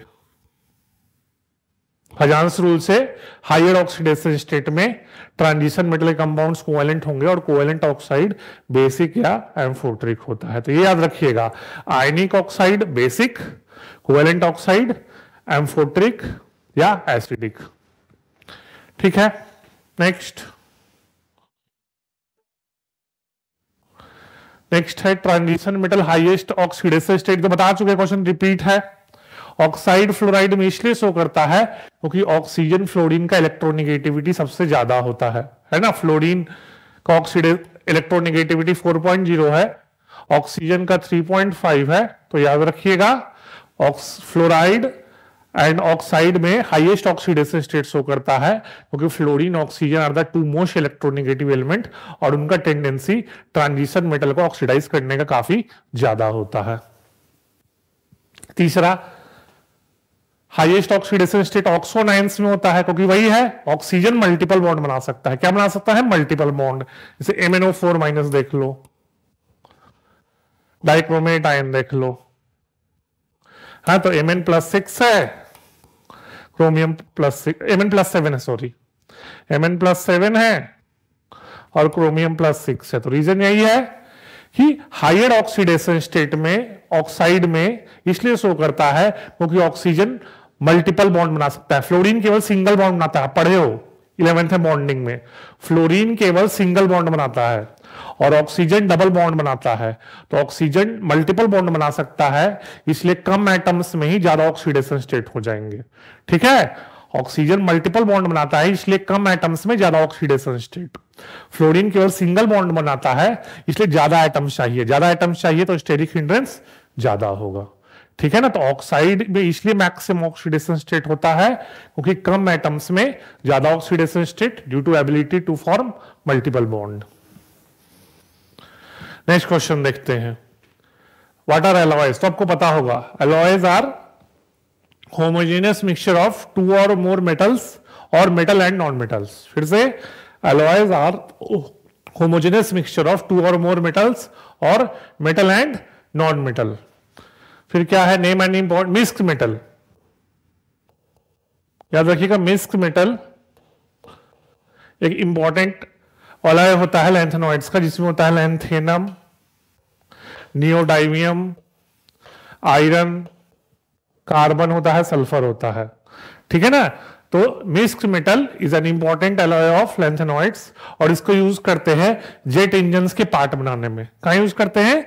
जेट इंजन्स के पार्ट बनाने में। थोड़ा याद रखिएगा, मिक्स्ड मेटल कॉम्पोजिशन आता है बोर्ड्स में।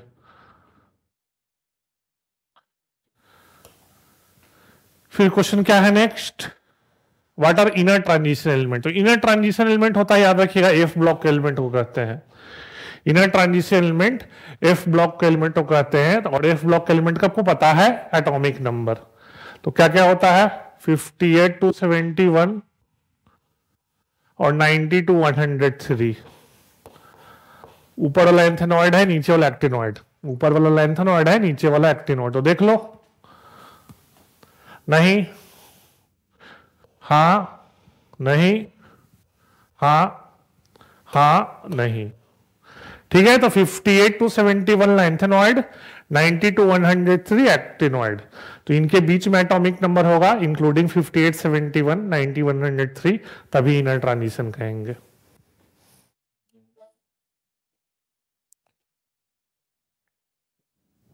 क्वेश्चन है क्या कि द केमिस्ट्री ऑफ एक्टिनो, हाँ ये बताए थे आपको, थोड़ी देर पहले भी रिपीट हुआ है, वही चीज बता रहे थे आपको कि लैंथेनॉइड और एक्टिनॉइड के केमिकल प्रॉपर्टी को एक्सप्लेन किए थे उसमें कि 5F, याद रखिएगा, 5F, 6D और 7S। याद रखिएगा, 5F, 6D और 7S तीनों एटॉमिक ऑर्बिटल्स के एनर्जी लगभग सेम होते हैं।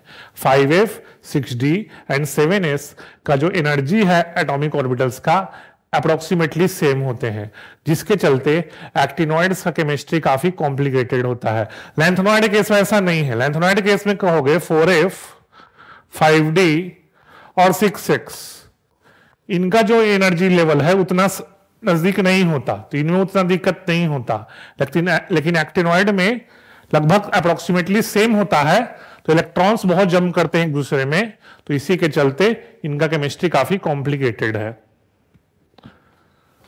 ठीक है ना, इसी के चलते ये हाई ऑक्सीडेशन स्टेट भी शो करते हैं, +2 to +7। ठीक है ना, इसी के चलते एक्टिनॉइड के elements higher oxidation state show करते हैं, क्योंकि 5F, 6D और 7S का जो एनर्जी है एटॉमिक ऑर्बिटल्स का नियरली सेम होता है।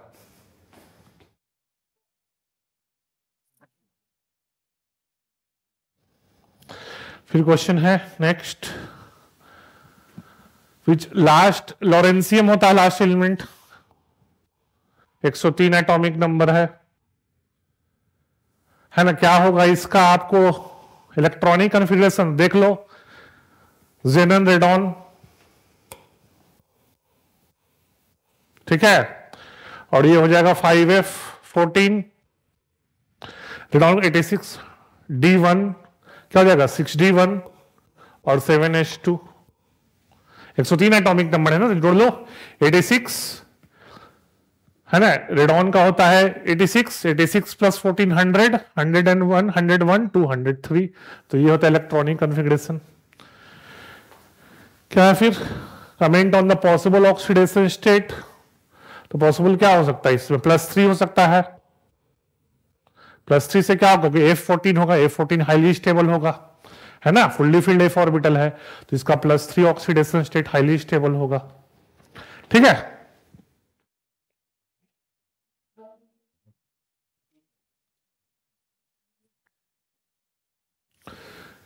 अब क्या करना है, use Hund's rule to derive the electronic configuration of Ce3+। तो देखो सीरियम एटॉमिक नंबर क्या होता है 58, तो Ce3+ क्या हो जाएगा, जेनन 54 हो गया, ये 55 है 4F1, यही है Ce3+ का इलेक्ट्रॉनिक कॉन्फ़िगरेशन। 4F1 है मतलब एक अनपेयर्ड F इलेक्ट्रॉन है ना, तो म्यू क्या हो जाएगा, square root of n into n+2। Spin only magnetic moment क्या होता है, mu equal to square root of n into n+2। n है नंबर ऑफ अनपेयर्ड इलेक्ट्रॉन्स, तो एक अनपेयर्ड इलेक्ट्रॉन्स है 1 इंटू 1+2 यानी 1 into 3 is equal to 1.73 Bohr magneton. Spin only formula यही होता है, म्यू इक्वल टू होता है square root of n into n+2 Bohr magneton. n है number of unpaired electron, Bohr magneton unit होता है स्पिन ओनली मैग्नेटिक मोमेंट का। ठीक है, ठीक है, फिर तो नेक्स्ट क्वेश्चन है कि आपको बताना है कि लैंथेनॉइड और एक्टिनॉइड्स के कुछ एलिमेंट्स, जो कि लैंथेनॉइड्स +2 और +4 शो करते हैं, तो +2 के कौन कौन है, +4 के देख लो पहले, C के है, PR है, TB है, ठीक है, और +2 में क्या है, EU है, ND है और SM है। क्यों शो करते हैं उसका रीजन वही है, देखो जैसे कि बता चुके हैं, जैसे d ऑर्बिटल में होता है D0 D5 D10, उसी तरह से इनमें भी वही कहानी है कि अगर F0 हो, F7 हो या F14 हो, समझ में आ गया, तो अगर ये इलेक्ट्रॉनिक कॉन्फ़िगरेशन अटेन हो रहा है तो वो ऑक्सीडेशन स्टेट ज्यादा स्टेबल होगा। समझ में आ गया, तो +4 +2 कोई क्यों शो करता है, वो डिपेंड करता है कि कौन सा इलेक्ट्रॉनिक कॉन्फ़िगरेशन अटेन कर रहा है, F0 F7 की F14। अगर ये अटेन करता है तो स्टेबिलिटी बढ़ता है। ठीक है, ये थोड़ा याद रखना पड़ेगा आपको, F ब्लॉक वाला ये थोड़ा याद रखना पड़ेगा आपको।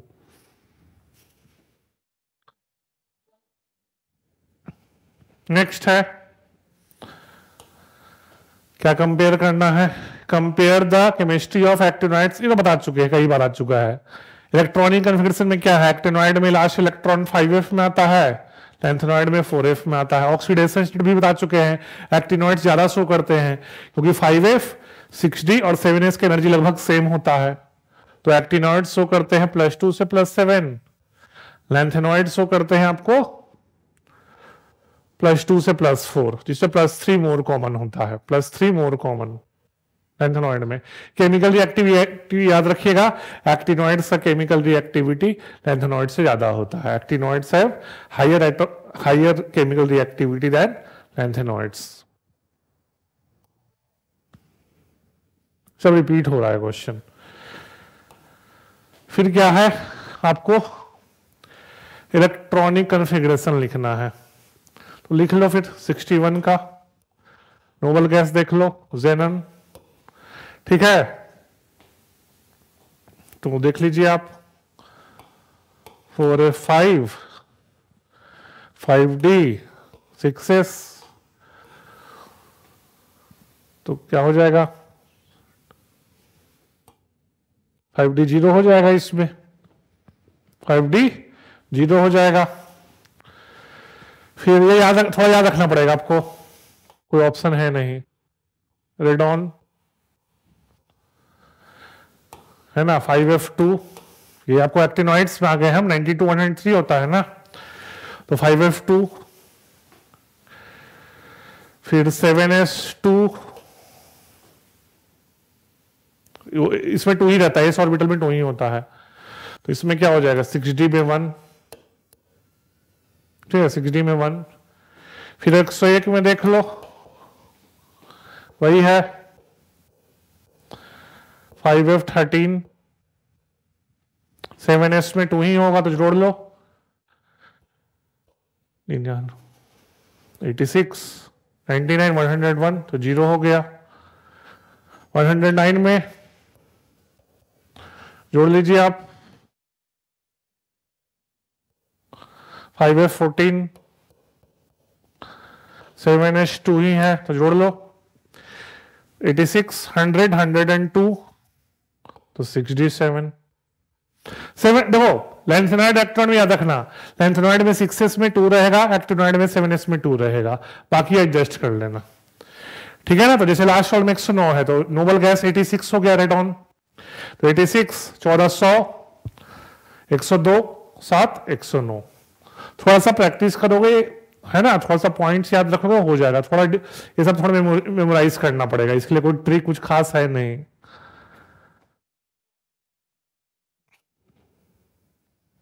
नेक्स्ट है क्या कि first series of transition metals with second and third. अच्छा, फर्स्ट सेकंड थर्ड को कंपेयर करना है, तो ध्यान रखना एक चीज, फर्स्ट में जो एक्सेप्शन होता है सिर्फ 2 में होता है, क्रोमियम कॉपर में, सेकंड थर्ड में ज्यादा एक्सेप्शन होता है, थोड़ा ये सब आपको याद रखना पड़ेगा, ये मेमोरी वाले क्वेश्चन है। फर्स्ट में हमको पता होगा क्रोमियम कॉपर में ही एक्सेप्शन होता है, सेकंड में एक्सेप्शन ज्यादा होता है। वो एक्सेप्शन का रीजन क्या है, सब कुछ डिपेंड करता है, जैसे कि फर्स्ट सीरीज के लिए है 3D 4S का एनर्जी लेवल, सेकंड सीरीज के लिए है 4D 5S का एनर्जी लेवल, और थर्ड में तो लैंथेनॉइड वाला फैक्टर भी आ गया है ना। थर्ड ट्रांजिशन सीरीज से पहले आपको लैंथेनॉइड्स भी आते हैं, तो थोड़ा वो फैक्टर भी देखना पड़ेगा। तो समझिए एक तरह से 4F चलो इग्नोर भी कर दो, तो 5D 6S का एनर्जी लेवल, तो सारा फैक्टर्स उन्हीं पे डिपेंड करता है, तो थोड़ा सा यहां मेमोरी आपको याद ज्यादा रखना पड़ेगा, ठीक है ना। इसमें एक चीज और याद रखिएगा, सेकंड वाले सबसे ज्यादा ऑक्सीडेशन स्टेट शो करते हैं, फर्स्ट थर्ड वाले कम range of oxidation state show करते हैं, सेकंड वाले सबसे ज्यादा ऑक्सीडेशन स्टेट शो करते हैं। आयनाइजेशन एंथैल्पी वही कहानी है, ठीक है ना। थर्ड वाले का थोड़ा आयनाइजेशन एनर्जी ज्यादा होगा ड्यू टू लैंथेनॉइड कॉन्ट्रैक्शन, है ना। थर्ड में क्या है, आपको ट्रांजिशन सीरीज से जस्ट पर लैंथेनॉइड्स आ गए ना, और आपको पता है 4F ऑर्बिटल का शील्डिंग बहुत पुअर होता है, ठीक है। तो 4F ऑर्बिटल का शील्डिंग बहुत पुअर होता है, जिसके चलते आयनाइजेशन एनर्जी बढ़ जाता है, तो थर्ड सीरीज का आयनाइजेशन एनर्जी थोड़ा ज्यादा होता है as compare to first and second. Atomic sizes भी वही है, ऊपर से नीचे बढ़ेगा, थर्ड से फोर्थ में बढ़ेगा, लेकिन फोर्थ फिफ्थ का लगभग सेम होता है, मतलब फर्स्ट से सेकंड बढ़ेगा, सेकंड थर्ड का सेम होता है, क्योंकि थर्ड में लैंथेनॉइड कॉन्ट्रैक्शन लगता है, तो लैंथेनॉइड कॉन्ट्रैक्शन के चलते सेकंड सीरीज और थर्ड सीरीज का एटॉमिक रेडियस लगभग सेम हो जाता है।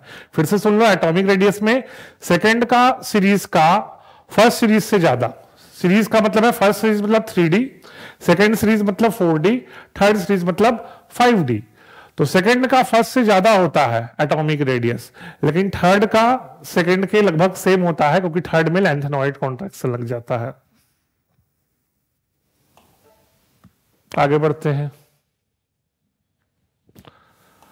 इसमें क्या करना है आपको, ये तो रिपीट हो रहा है, ठीक है ना। इस तरह क्वेश्चन आपको बताया, indicate how would you expect the 5D।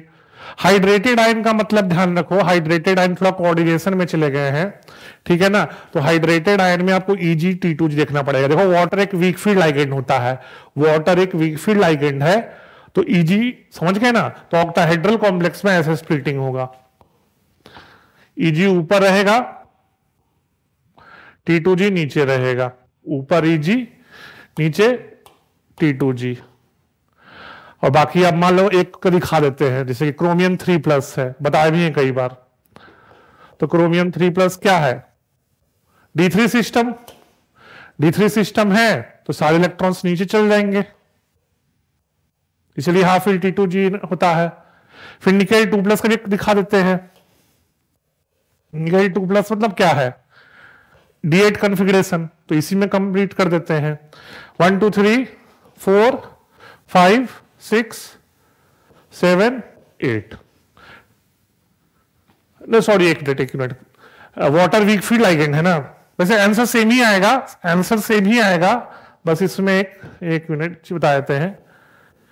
Weak field ligand है तो होता क्या है, पेयरिंग है ना, वीक फील्ड है तो ऊपर भी चल जाएगा, पेयरिंग नहीं हो पाएगा। याद रखिएगा, आप कोऑर्डिनेशन में पढ़ोगे कि स्ट्रॉन्ग फील्ड में पेयरिंग होता है पहले, वीक फील्ड में पहले सबका सिंगली ऑक्यूपाइड होगा फिर पेयरिंग होगा। वैसे आंसर सेम ही आना है D8 के केस में। तो D1 D2 D3 D4 D5 D6 D7 D8, ये याद रखना। H2 एक वीक फील्ड लाइगेंड है, इसलिए वो पहले पेयरिंग नहीं कर सकता, क्योंकि इसका जो डेल्टा नॉट काफी कम होता है, ये कोऑर्डिनेशन में आप पढ़े होंगे।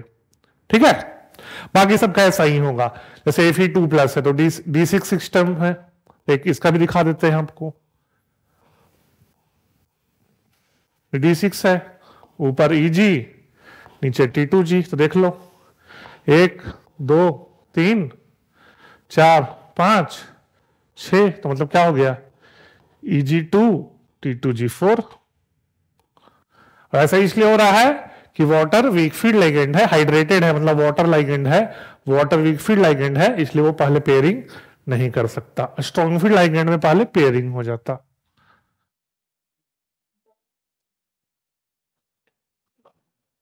नेक्स्ट है आपको देखो,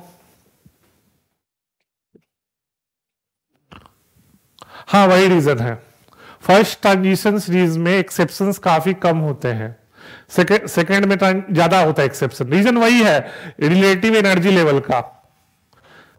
3D4S 4D5S और 5D6S, समझ में आ गया। तो बेसिकली सारा प्रॉपर्टी इनके एनर्जी लेवल पे डिपेंड करता है, समझ में आ गया। तो 3D सीरीज में, यानी कि फर्स्ट ट्रांजिशन सीरीज में एक्सेप्शन थोड़े कम होते हैं, है ना। सेकेंड और थर्ड में एक्सेप्शन ज्यादा होते हैं। रीजन क्या है, सेकेंड में, क्योंकि थर्ड में तो आपको लेंथेनॉइड कॉन्ट्रैक्शन वही फैक्टर आ गया, क्योंकि इससे पहले आपको लेंथेनॉइड होते हैं, तो जिसके लास्ट इलेक्ट्रॉन 4s ऑर्बिटल में होता है, तो उसके चलते इफेक्टिव न्यूक्लियर चार्ज बढ़ जाएगा। तो थर्ड का और सेकेंड का कुछ कुछ प्रॉपर्टी मिलने लगता है, लेकिन वो फर्स्ट से नहीं मैच करता। तो सब कुछ कहानी है रिलेटिव एनर्जी लेवल का, समझ गया। फर्स्ट वाले में जो प्रॉपर्टी, समझ गया, फर्स्ट वाले में क्या है, प्रॉपर्टी थोड़ा सिंपल होता है, एक्सेप्शंस थोड़े कम होते हैं। सेकंड थर्ड वाले में एक्सेप्शंस ज्यादा होते हैं, क्योंकि इनका एनर्जी गैप थोड़ा और कम होगा, तो और एक्सचेंज होगा और एक्सेप्शंस आएंगे। और इनमें कंपेयर करोगे सेकंड और थर्ड में, तो थर्ड में लेंथेनॉइड कॉन्ट्रैक्शन हो जाता है, तो थर्ड का जो कुछ कुछ प्रॉपर्टी सेकंड से मिलता है, क्योंकि एटॉमिक रेडियस बढ़ने की जगह लगभग सेम हो जाता है। ठीक है ना। तो सारा है रिलेटिव एनर्जी लेवल और लेंथेनॉइड कॉन्ट्रैक्शन गेम। ठीक है, कुछ खास इसमें नहीं है, बार बार आप देख लो रिपीट ही हो रहा है। फिर क्या है, आपको क्या दिया है, अच्छा मैग्नेटिक मोमेंट दिया है, वो तो कोऑर्डिनेशन का आ गया, फिर ही बता देते हैं, देख लो। एमएन ऑक्सीडेशन स्टेट निकाल लोगे, +2 है ना।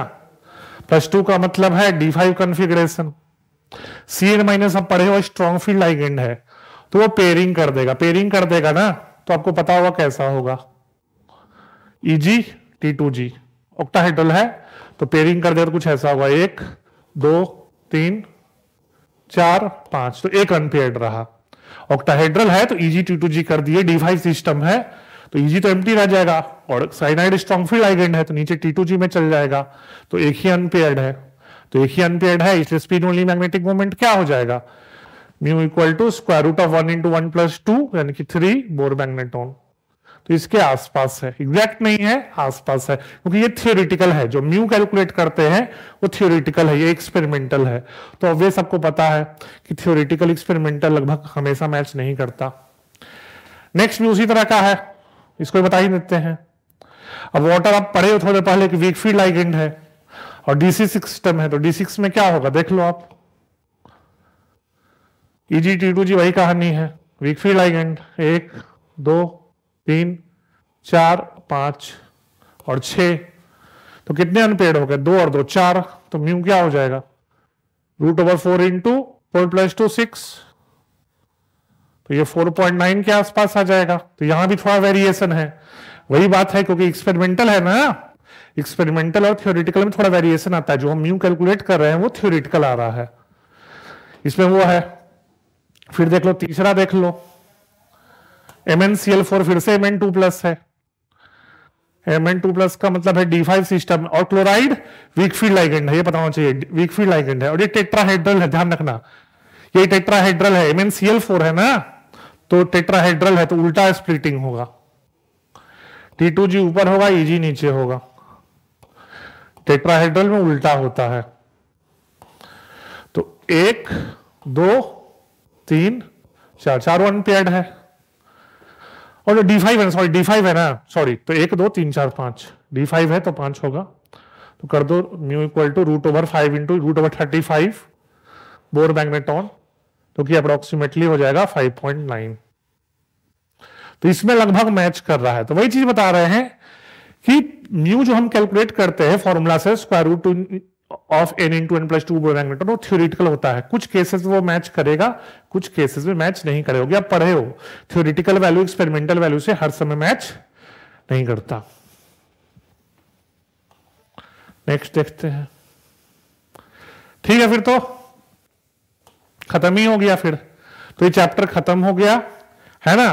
तो आप इसको अच्छे से रिवाइज कर लीजिए, कोई D&F ब्लॉग में कोई डाउट्स रहेगा तो कमेंट सेक्शन में आप पूछ सकते हैं, है ना। इसको देख लीजिएगा, तो आपका मोस्ट प्रोबेबल चांस है कि जो बोर्ड्स में क्वेश्चन आएगा इन्हीं में से आएगा, और कॉम्पिटिटिव एग्जाम में भी इनसे बहुत आ सकता है, क्योंकि D&F ब्लॉक कॉम्पिटिशन में भी NCERT से ही आता है, और चूंकि एक्सेप्शंस काफी ज्यादा है तो इंटेक्स्ट बैक साइज का क्वेश्चन कॉम्पिटिशन में भी रिपीट करने का चांस काफी ज्यादा है।